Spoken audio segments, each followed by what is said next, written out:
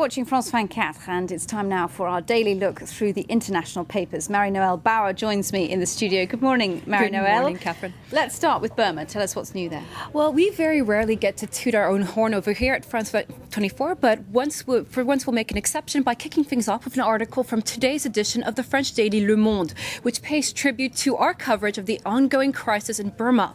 Indeed, while most of the broadcast images throughout the world of the recent demonstration in Rangoon were captured by amateur cameras, one of our cameramen was actually in the thick of the action. As Le Monde reminds us, he notably filmed the final moments of a Japanese photographer killed by a soldier, images broadcast in a reporter's magazine, which you guys should check out if you haven't done it yet. Our website, of course, www.france24.com, don't forget. A rather nice homage to this brave cameraman who wishes to remain anonymous. Well, thank you very much, Marie-Noël. A Go team in Burma, that's very good if we've made the pages of Le Monde. Staying in the region, though, tell us about China. Well, yeah, enough backslapping. Yesterday marked the opening speech by Chinese President Hu Jintao at the 17th National Congress of the Communist Party. During this marathon 2.5-hour address, Hu offered a little bit of something for everyone. He notably sounded a conciliatory note on Taiwan. Well, actually, that was a relatively conciliatory note. For according to the Taipei Times, although Hu's speech did not carry direct reference to bringing about Taiwan's reunification with China by force, as happened in the past, he did warn that Taiwan's independent forces were seriously jeopardizing cross-strait relations. This in apparent reference to the Taiwanese president's plan to hold a referendum on seeking UN membership under the name of Taiwan. Now, Marie-Noël, First Ladies, what are they up to?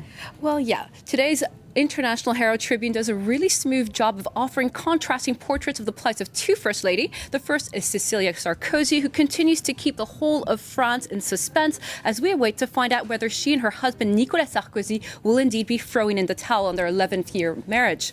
And interestingly, while Cecilia seems to find her newfound role as a First Lady insufferable and reductive, the headline to the Laura Bush article right across the page tells us she's literally stretching her wings in the final part of her husband's stint in office. I think that the accompanying photo really captures the fact that the American First Lady is playing an increasingly powerful and outspoken role on issues ranging from Burma to promoting breast cancer awareness in the Middle East, but without crossing the line on Hillary Clinton turf. Well, goodness me, Cecilia's, you're right, she's looking much less jolly there in the International Herald Tribune. It remains to be seen what happens there. Moving on, finally, Marie-Noël, to the Pope.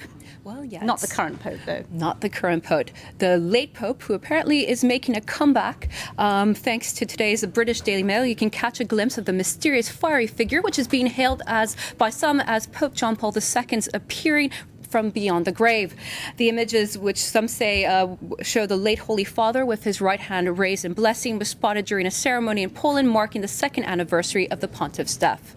Goodness me, well... it's online, you could check it for yourself. OK, thank you very much indeed. A fiery Pope to finish that review of the French papers and the international press. Thank you very much indeed, Marie-Noël Bauer. Thank you.